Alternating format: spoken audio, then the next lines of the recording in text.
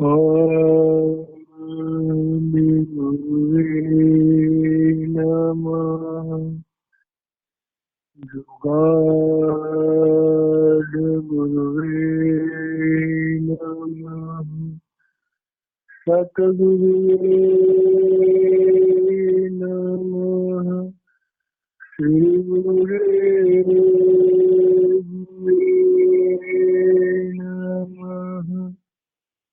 सावन कृपाल रूहानी मिशन के मौजूदा सदगुरु संत राजेंद्र सिंह जी महाराज की असीम कृपा से हम सब भाई बहन इस स्पिरिचुअल टॉक्स चैनल पर सत्संगों का आनंद ले रहे हैं। हम सबका सौभाग्य है कि स्वामी सुखदेव सिंह जी महाराज की अमर रचना सार्वजन के माध्यम से हम सत्संगों का स्वाध्याय कर रहे हैं। आज जो शब्द है वो हमारा वचन 16 शब्द पहले का चौथी कड़ी से आगे का है। अब हम पहले इसको उच्चारण करेंगे, उसके बाद इसके भाव को समझने का प्रयास करेंगे। यह तन दुर्लभ तुमने पाया, कोटि जन्म भट का जब खाया। यह तन दुर्लभ तुमने पाया, कोटि जन्म भट का जब खाया।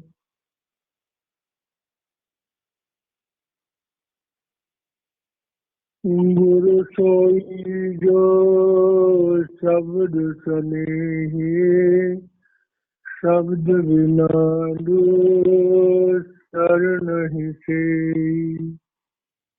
गुरु सोई जो शब्द सनेही, शब्द बिना दूसर नहीं से। गुरु पहचान खूब मैं गाई, धोखा या मैं कुछ न रहाई। गुरु पहचान खूब मैं गाई, धोखा या मैं कुछ न रहाई। शब्द कमावे सो गुरु पूरा, उन चरणन के हो जा धूरा।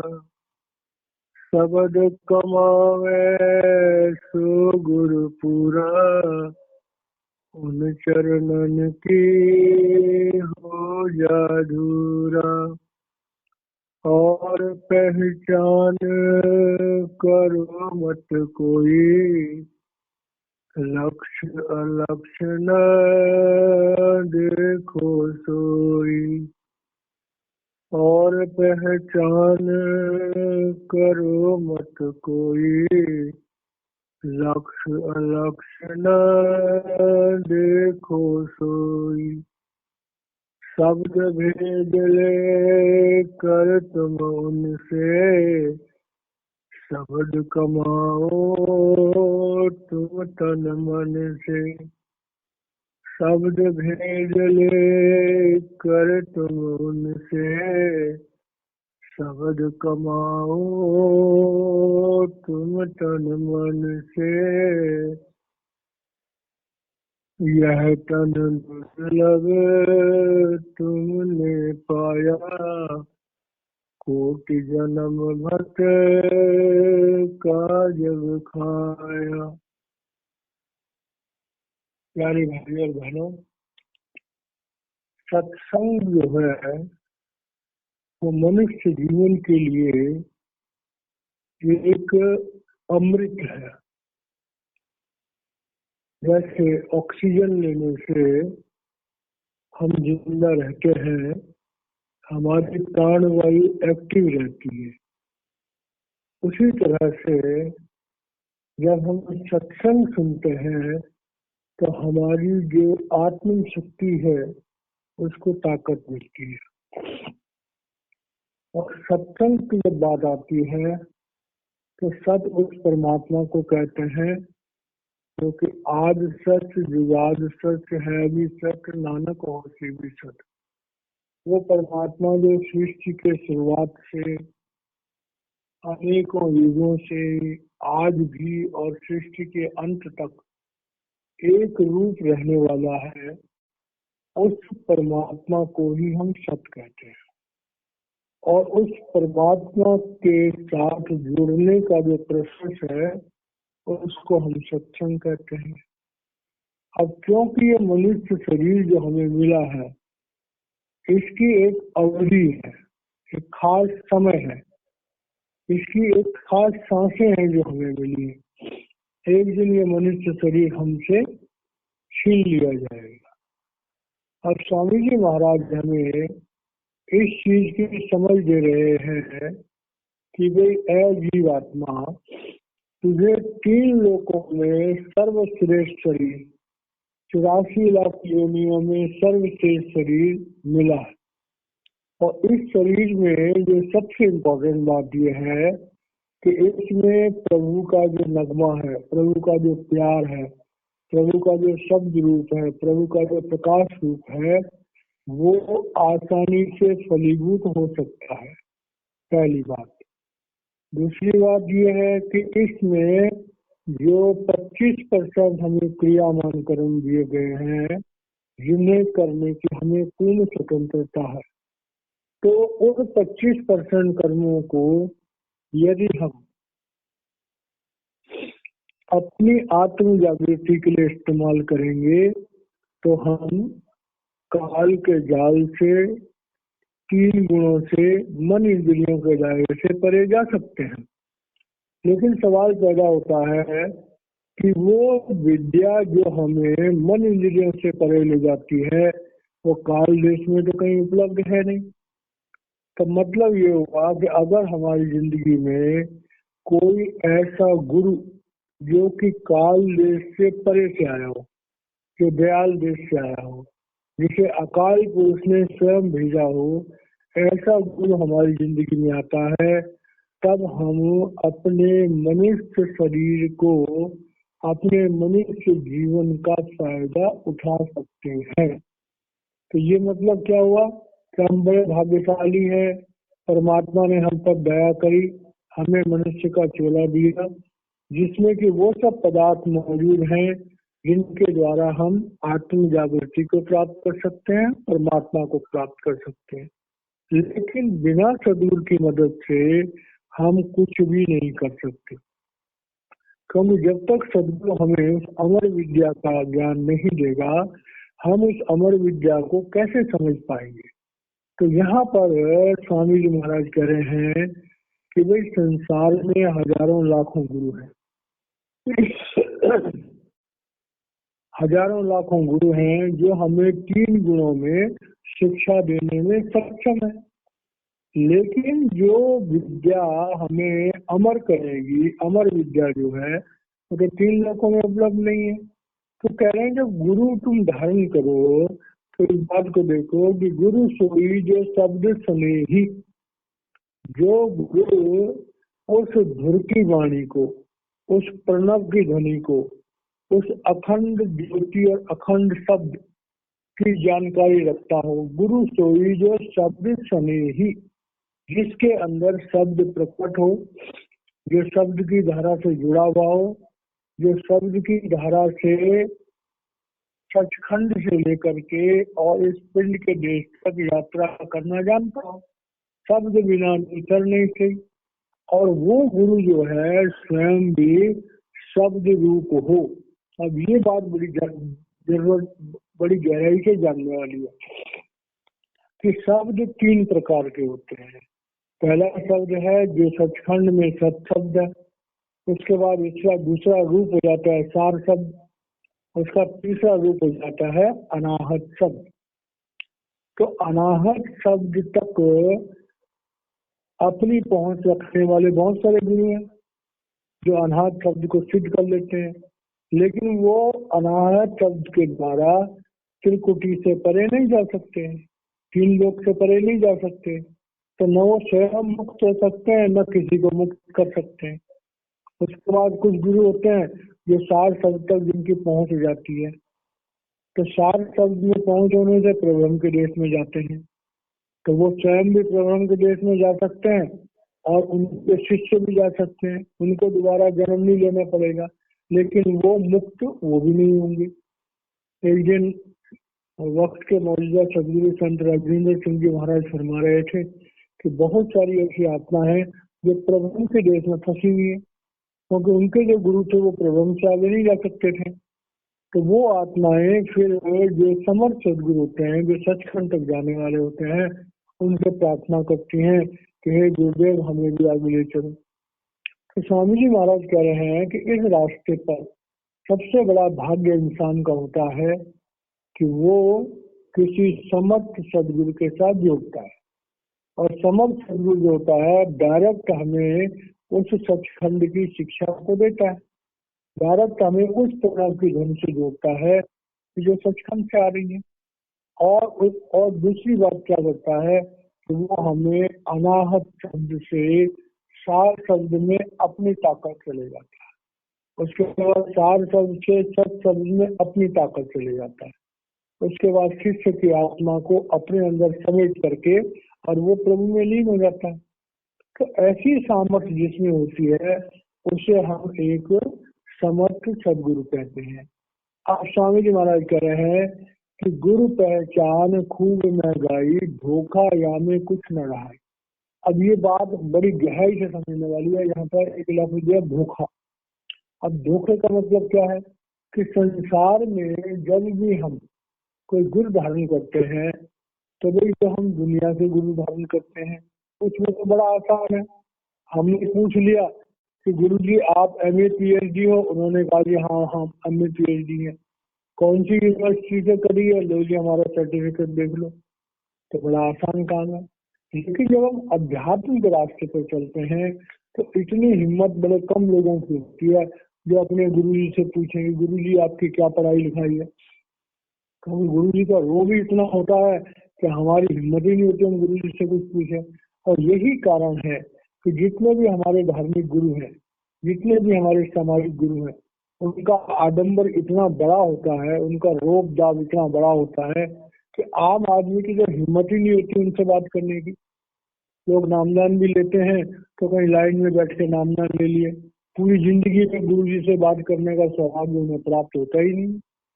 तो यहाँ पर कह रहे हैं कि भाई देखो, गुरु वैसे तो हमारे मुकद्दर प्रारब्ध कर्मों के हिसाब से हमें गुरु मिल जाते हैं, लेकिन जब किसी के ऊपर परमात्मा की कृपा होती है तो वो उसे किसी समर्थ सदगुरु से मिलाता है।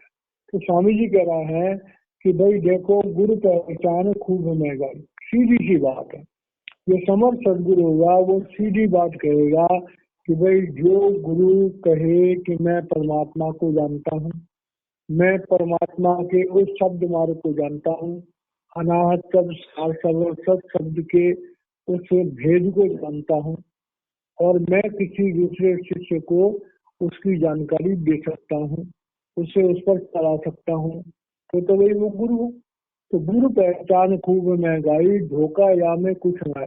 अब स्वामी जी महाराज कह रहे हैं कि वो जो जीव आत्माओं, क्या जिन लोगों को ये सत्संग सुनना नसीब हो रहा है, या जो भाई बहन सत्संग को सुन रहे हैं, वो इस बात को जरूर समझ लें कि अगर उनके जीवन में कोई समर्थ सदगुरु है तो वो मुबारक है, बड़ी अच्छी बात है। लेकिन अगर उनके जीवन में कोई समर्थ सदगुरु नहीं है तो सीधी और सच्ची सी बात है, पहले ये देखो कि क्या उनका गुरु शब्द मार्गी है, क्या उनका गुरु शरीर से निकलने की विद्या को जानता है, क्या जीते जी मरने की विद्या को जानता है। अगर तो इस विद्या को जानता है तो उससे गुरु मंत्र लो, नहीं तो उसका गुरु मंत्र जो है वो किसी काम का नहीं है, क्योंकि उससे आगे हमें कुछ मिलेगा ही।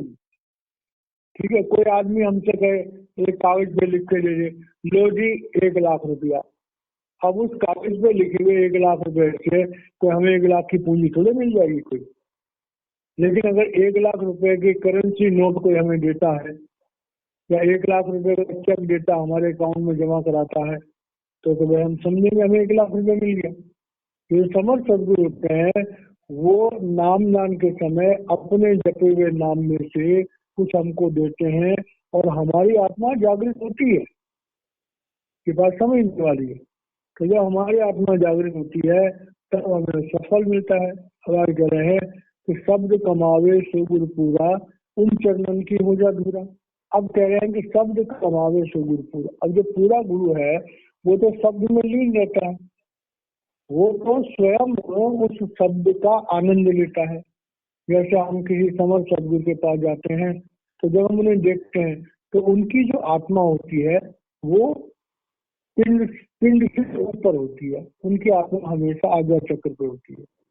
जब कभी हम वक्त के मौजूदा सदगुरु संत राजेंद्र सिंह महाराज जी से मिलने जाते हैं और जब उनकी तरफ हम देखते हैं तो उनके चेहरे पे कोई भाव नहीं होता है, उनकी आंखें अक्सर थोड़ी सी चढ़ी होती हैं और उनकी तवज्जो जो है हमेशा आज्ञा चक्र पे होती है। तो नीचे इंद्रियों में तो बहुत कम रहते हैं। तो ऐसी जो कोई होती है तो क्योंकि वो हमेशा शब्द में लीन है तो उन चरणन की हो जाए धूरा। अब यहाँ पर समझने वाली बात है, गुरु के चरण एक तो जो हाड़ मास के बने हुए चरण है, दूसरा गुरु के चरण है गुरु की आज्ञा, और तीसरे गुरु के चरण है गुरु का शब्द रूप पर प्रकाश रूप।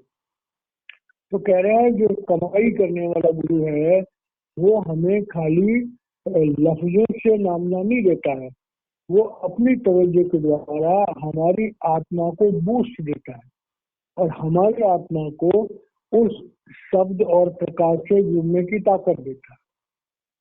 और जब शब्द और प्रकाश हमारे अंदर प्रकट हो जाता है तब गुरु कहता है कि लो भाई अब तुम जो है इस शब्द और प्रकाश की प्रैक्टिस करते रहो।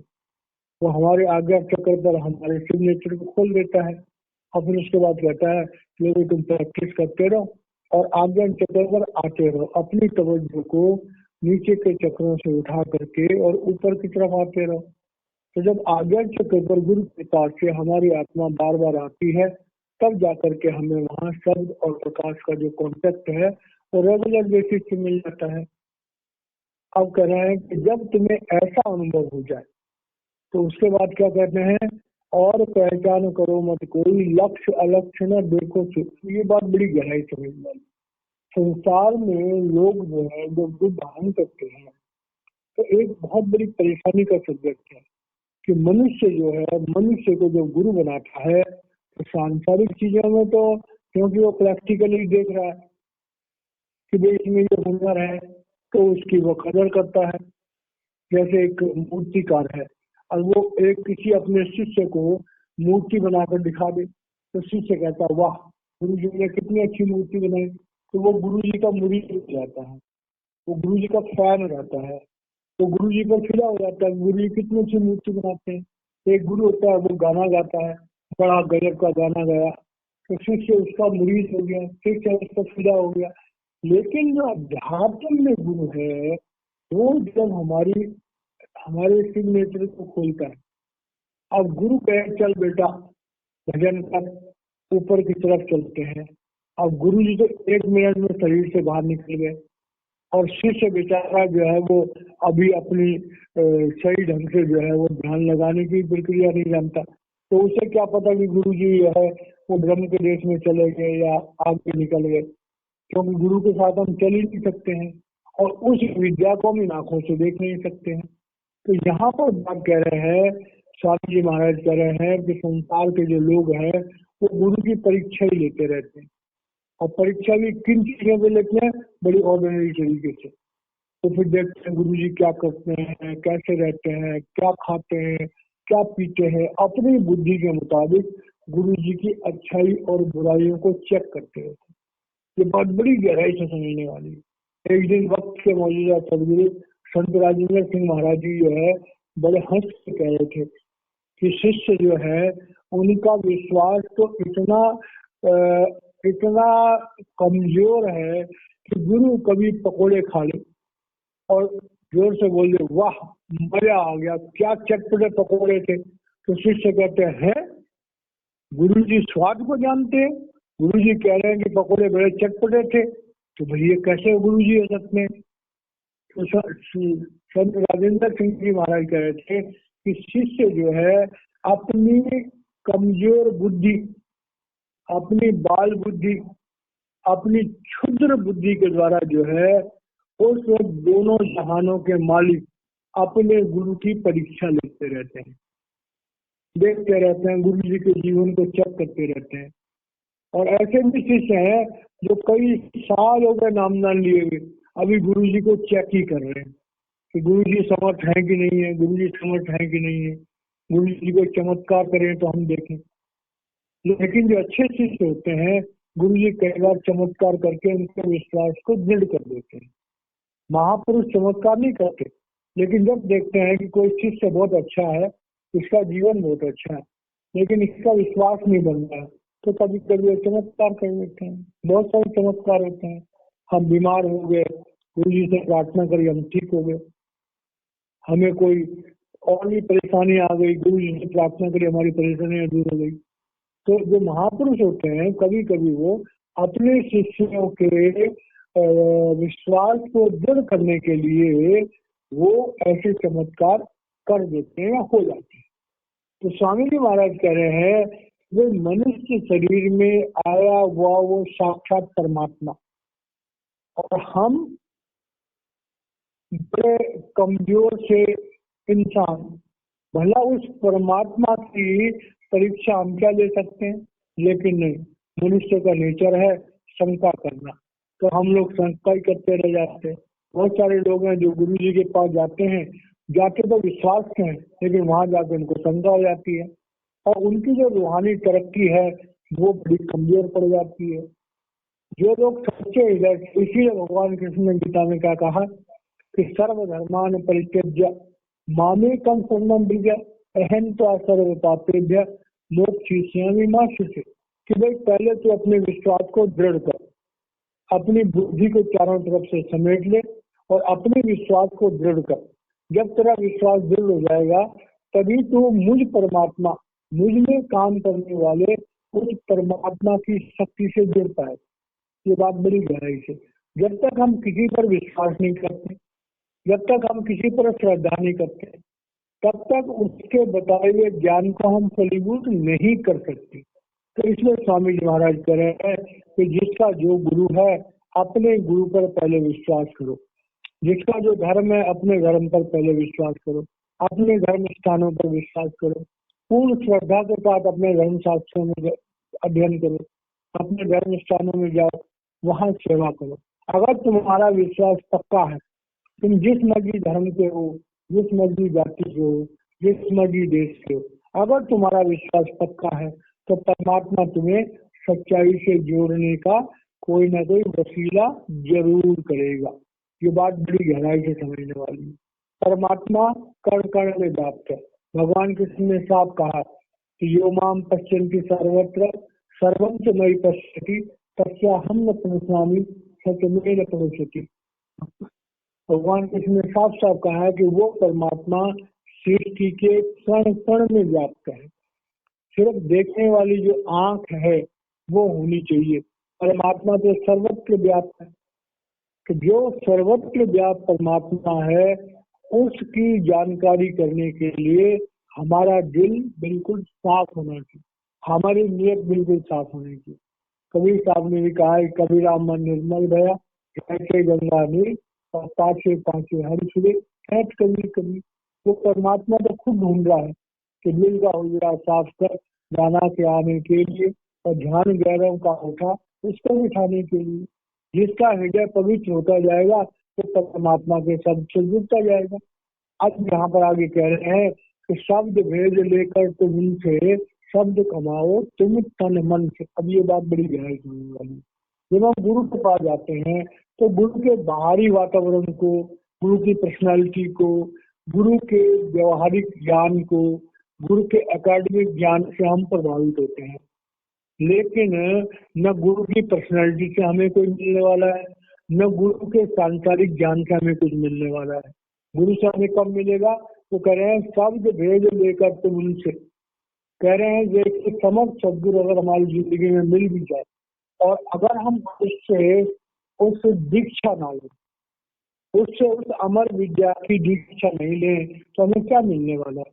एक कुएं के पास तुम रोज जाके बैठ जाओ और कुएं में से पानी पियो ही ना निकाल करके, तो उस कुएं के पानी से तुम्हें क्या फायदा होने वाला है? किसी झरने के पास रोज जाके बैठ जाओ और उस झरने का पानी पियो ही नहीं, उस झरने में नहाओ ही नहीं, तो उस झरने के पानी से हमें फायदा क्या होने वाला है? कुछ भी नहीं होने वाला। तो स्वामी जी महाराज कह रहे हैं किसी समर्थ महापुरुष के पास जाओ तो उसकी उस अमर विद्या को जानने का प्रयास करो। और अमर विद्या कब जानने का प्रयास करोगे? जब कोई आदमी जाकर के जिस दिन नामदान मिलता है, जब वो जाकर नामदान की पंक्ति में बैठेगा और नामदान के लिए रिक्वेस्ट करेगा, तभी तो उसे नामदान मिलेगा। गुरु किसी के घर जाके थोड़े उसे नामदान दे के आएगा। तो कह रहे हैं शब्द भेद लेकर तुम उनसे, हमारे जीवन में जब भी हमें कोई समर्थ महापुरुष मिलते हैं तो उनके दर्शन करने से फायदा होता है, उनके सत्संग सुनने से फायदा होता है। लेकिन जो आंतरिक भेद है, जो उनका रहस्य है, जो उनकी अमर विद्या है, जब तक उस अमर विद्या का कोई अंश वो हमारे शरीर में, हमारी आत्मा में प्रवेश नहीं करेंगे, तब तक हमारी आत्मा जागृत नहीं होगी। तो स्वामी जी महाराज कह रहे हैं किसी महापुरुष के संग का फल हमें जरूर मिलता है, लेकिन असली फल तब मिलता है जब हम उससे उस अमर विद्या का प्रैक्टिकल नॉलेज लें।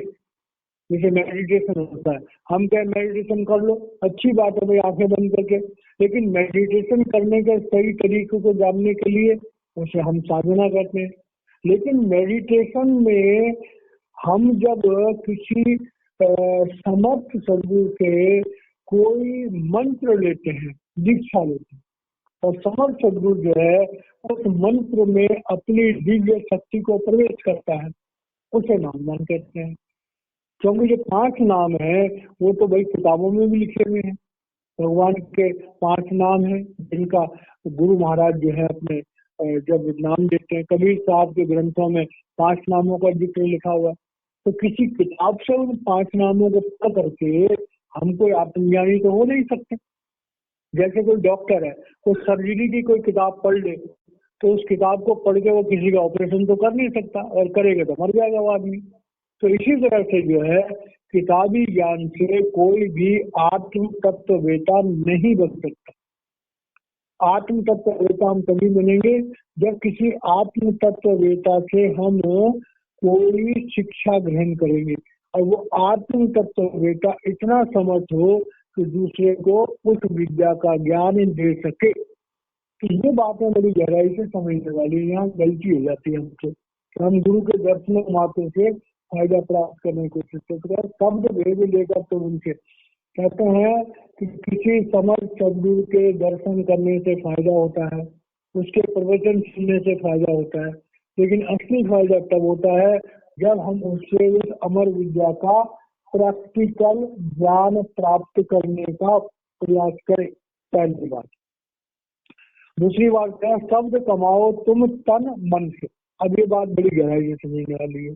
हम इंसान हैं, हम इंद्रियां रखते हैं, मन रखते हैं, हमारी इच्छाएं होती हैं, हमारी वासनाएं होती हैं। हमारा मन जो है जन्म जन्मों से इंद्रियों की तरफ दौड़ता है, इंद्रियां वासनाओं की तरफ दौड़ती है। अब देखिए हमें खाने पीने की बात है तो हम आउट ऑफ कंट्रोल हो जाते हैं। अच्छा खाना हो तो जरूरत से ज्यादा खा लेते हैं। ऐसे वासनाएं हैं कि वासनाओं की अगर हमें अच्छी लज्जत मिलती है तो हम जरूरत से ज्यादा भोगना शुरू कर देते हैं। तो हमारी इंद्रियां बेकाबू हो जाती हैं। तो इनके कारण से हम अपनी आत्म शक्ति को एकाग्र नहीं कर पाते। ये बात बड़ी गहराई से समझने वाली। स्वामी जी महाराज कह रहे हैं कि हमारा शरीर और हमारा मन बेकाबू हो जाता है। हमारे शरीर पर इंद्रियां हैं और मन है, तो मन भी चंचल है। चंचला ही मना कृष्णा परमाथि बलवत दृढ़ तस्या निग्रह मने वायु दुर्लभ। अर्जुन भी कहता है कृष्ण इस मन को बस में करना बहुत मुश्किल काम है, लेकिन नफ्स हरगिज न कुजब जो जिल्लती। कहते हैं अगर हमारी जिंदगी में एक समर्थ सदगुरु है और उस समर्थ सदगुरु से हम पूरा विश्वास करते हैं तो धीरे धीरे हमारा मन बचने लगता है। तो स्वामी जी महाराज कह रहे हैं जब तुम्हारी जिंदगी में एक समर्थ सदगुरु आ जाए, वो समर्थ सदगुरु जो है तुम्हें उस अमर विद्या का ज्ञान दे दे, तो उसके बाद हमारा फर्ज बनता है कि हम भी अपने तन और अपने मन पर काबू करने की कोशिश करें। और वो तभी संभव है जब हम अपने जीवन की पड़ताल करें, हमारा कोई नित्यनेम हो, हमारे जीवन का कोई उद्देश्य हो, हम तन मन धन का दशवांश जो है परमात्मा लगाएं और हम इस बात को सचमुच में समझ जाएं कि मनुष्य जीवन बड़े भागों से मिलता है और मनुष्य जीवन के रहते हुए हमें अपनी आत्मा को मन इंद्रियों के दायरे से छुड़ाने का प्रयास करना चाहिए। तो वो भाई बहन बड़े खुशकिस्मत है जिनके जीवन में कोई समर्थ सदगुरु आ जाता है और जो समर्थ सदगुरु से नामदान का प्रसाद ग्रहण करते हैं और उसके बाद उसको फलीभूत करने का प्रयास करते हैं। तो जो भाई बहन सत्संग को सुन रहे हैं, मुबारक है वो जिन्होंने किसी गुरु से नामदान लिया, समर्थ सदगुरु से नामदान लिया। जिन्होंने नहीं लिया उनको किसी न किसी समर्थ सदगुरु की शरण में जाना चाहिए और नामदान की दीक्षा लेनी चाहिए और उसके बाद उस नामदान की दीक्षा को फलीभूत करने का प्रयास करना चाहिए। तो इस तरह स्वामी जी महाराज में समझा रहे हैं मनुष्य जीवन के महत्व को, गुरु के महत्व को, गुरु के नामदान के महत्व को, गुरु के नामदान को फलीभूत करने के महत्व को हमें समझा रहे हैं। तो इस तरह से जो है यहाँ पर ये शब्द हम इसको ले रहे हैं, यहाँ तक ले रहे हैं। और अब ये बात बहुत इम्पोर्टेंट है कि हमारी जानकारी के मुताबिक आज इस पृथ्वी पर सावन कृपाल रूहानी मिशन के वक्त के सदगुरु जो है संत राजेंद्र सिंह जी महाराज एक समर्थ सदगुरु है, उस अमर विद्या के बड़े पारखी हैं। उन्होंने अपने जीवन में लाखों लोगों को पूरे संसार में इस रास्ते पर चलाया है। वो उस अमर विद्या का दान दे सकते हैं, किसी भी शिष्य को उस अमर विद्या से जोड़ सकते हैं, चाहे वो किसी धर्म का हो, किसी देश का हो, किसी जाति का हो, किसी मत का हो। जो भाई बहन जो इस अमर विद्या को जो अपने मनुष्य जीवन को सार्थक करना चाहते हैं वो सावन कृपाल रूहानी मिशन के मौजूदा सदगुरु संत राजेंद्र सिंह जी महाराज जी से संपर्क कर सकते हैं और इस अमर विद्या का ज्ञान प्राप्त कर सकते हैं। इन शब्दों के साथ वाणी को विराम देता हूँ। जय महाराज।